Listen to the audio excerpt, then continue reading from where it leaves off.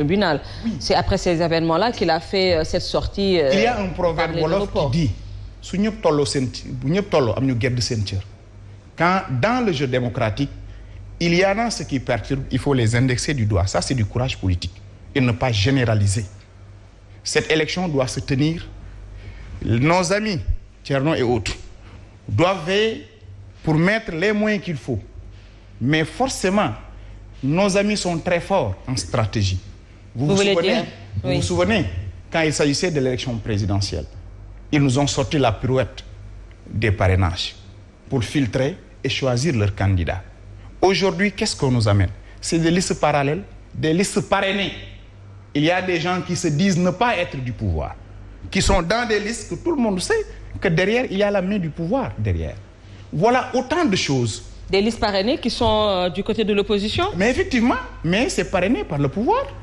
Il s'agit de quelle liste? Alors, moi, j'aimerais bien savoir de quelle liste il s'agit. Ah oui, moi-même, j'aimerais bien. Écoutez. Oui. Moussa, moi, j'aimerais bien savoir de quelle liste il s'agit. Le sucre du Mbourok Sow ne manque pas dans Abdoulaye Ndao n'arrête pas de dire oui, c'est ce que je dis.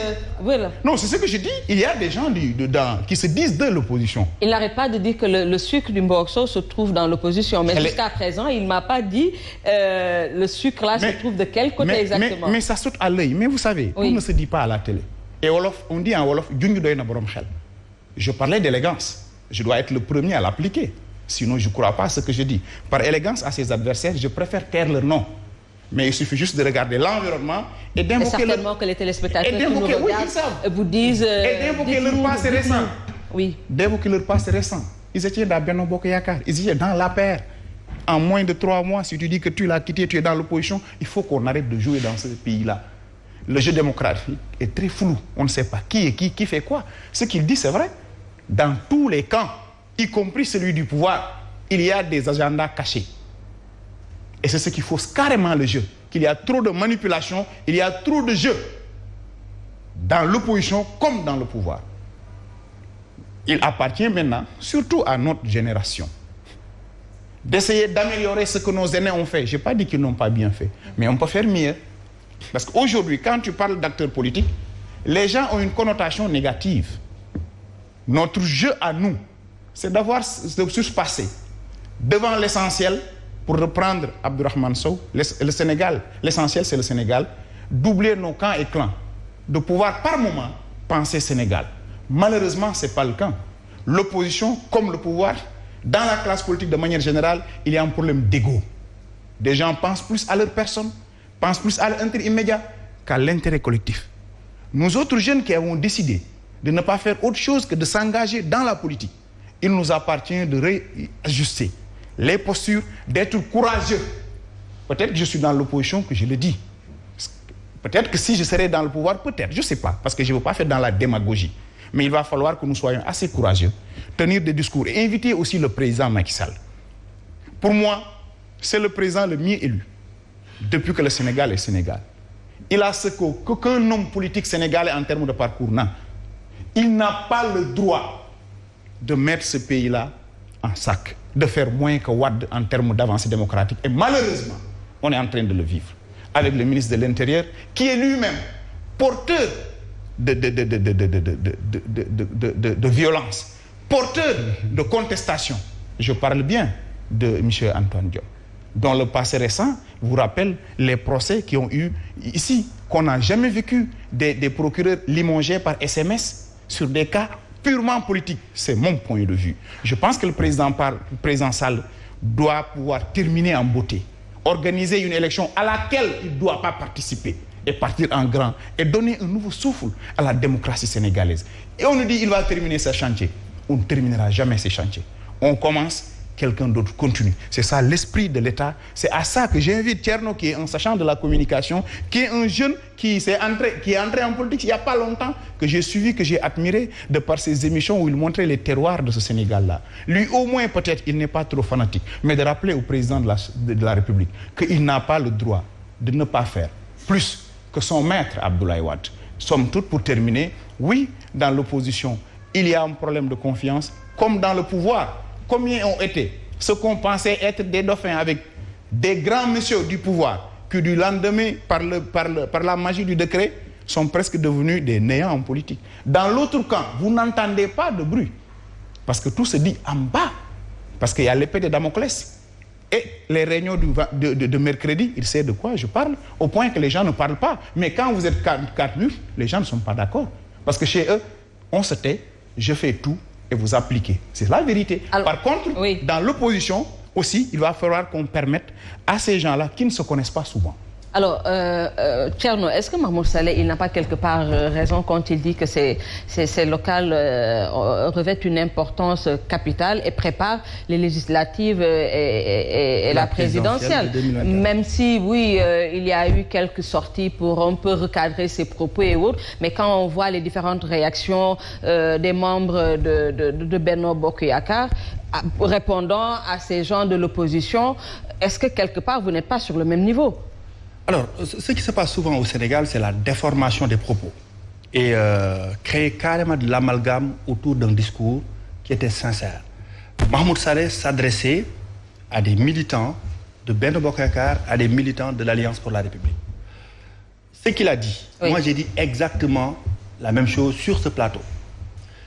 Et si vous suivez le discours de mon ami Diakhaté, vous allez comprendre que ces élections locales ont un enjeu particulier, ont des enjeux énormes. Parce que ces élections locales vont définir, je le répète encore une fois de plus, ce qui va se passer pour les législatives de 2022. Ce qui se passera en 2024. Mahmoud Saleh n'a jamais cité le nom du président Macky Sall. Moi aussi sur ce plateau, je n'avais pas parlé de la candidature du président Macky Sall en 2024.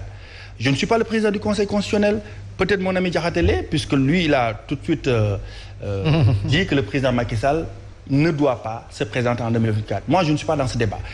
Ce qui est sûr, c'est que nous allons vers des élections que le pouvoir a préparées. Tout est aujourd'hui calé. On a même donné la date de délivrance des cartes d'identité de ceux qui ont changé leur lieu de vote, toutes les modifications qui ont eu lieu les dernières semaines. Aujourd'hui, ce que nous devons faire, en tout cas la classe politique dans sa globalité, pouvoir comme opposition, c'est de rester dans la sérénité, c'est de dicter la bonne voie aux militants et aux militantes. Leur dire que ces élections-là ne se gagnent pas sur les plateaux de télévision. Leur dire que ces élections-là ne se gagnent pas dans les groupes WhatsApp. Que ces élections-là ne se gagnent pas sur Facebook. Ces élections se gagnent à Ziguinchor, ces élections se gagnent à Dakar, ces élections se gagnent à Nabadji Civol. C'est ça la vérité. Je le répète encore une fois plus, nos amis n'ont pas l'expertise, en tout cas beaucoup d'entre eux n'ont pas l'expertise nécessaire. Aujourd'hui sur Dakar, nous avons quelques candidatures sérieuses. Si le président Papa Diop, qui a été président de l'Assemblée nationale, qui a été maire de Dakar, revient, oui, il faut prendre cette candidature au sérieux. Il y en a d'autres, hein, mais ça ne se gagne pas sur l'avenue qui... Bourguiba? Non, l'avenue Bourguiba et les rues de Dieuppeul. C'est pas là-bas qu'on gagne ces élections. Donc il faut que nos gens, nos amis, aient plus de retenue et sachent que ce pays-là nous appartient, nous tous. Nous devons travailler pour que le Sénégal marche, pour que les institutions marchent et soient respectées. Voilà, voilà, merci à vous Thierno Ahmadou-Sy. Je rappelle que vous êtes membre de la cellule des cadres de Benno Bokk Yakaar. Merci à vous Moussa Diakhaté, membre également des cadres de Bokk Gis Gis. C'est fini pour l'essentiel de ce jour. Abdoulaye Mbow, merci. Vous êtes invité à un super dîner qu'organise Evelyne Mandjouba ce soir. En tout cas, je viendrai avec le grand cadeau du futur maire de Dakar, Papa Diop. Chers téléspectateurs, je vous retrouve après la page publicitaire pour la grande édition du soir. À tout à l'heure. Merci.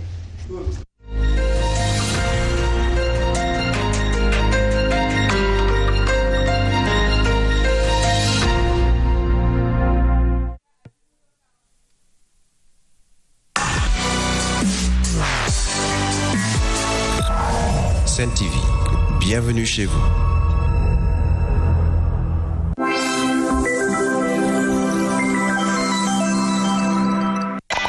N'attends plus, Jouri devient un winner. Avec Megawin, tente de gagner 100 000 francs par jour, 1 million de francs par semaine, 4 superbes Toyota Starlet et une magnifique Villa Calia. Envoie simplement WIN au 22 722. La meilleure façon d'avoir la WIN, c'est de jouer à Megawin.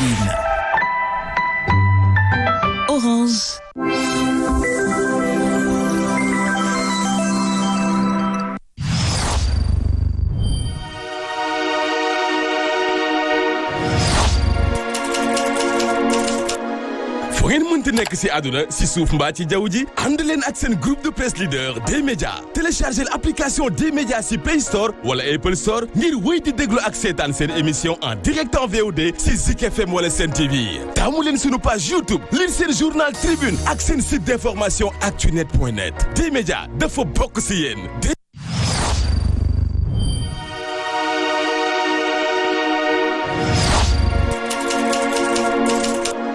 fu ngeen mënti nekk si àdduna si suuf mbaa ci jaww ji ànd leen ak seen groupe de presse leader D-Média téléchargez l'application D-Média si Play Store wala Apple Store ngir wéy di déglu ak seetaan seen émission en direct en VOD si Zik FM wala Sen TV taamu leen sunu page YouTube lire seen journal Tribune ak seen site d'information actunet.net D-Média dafa bokk si yéen D-Média sunu yëf.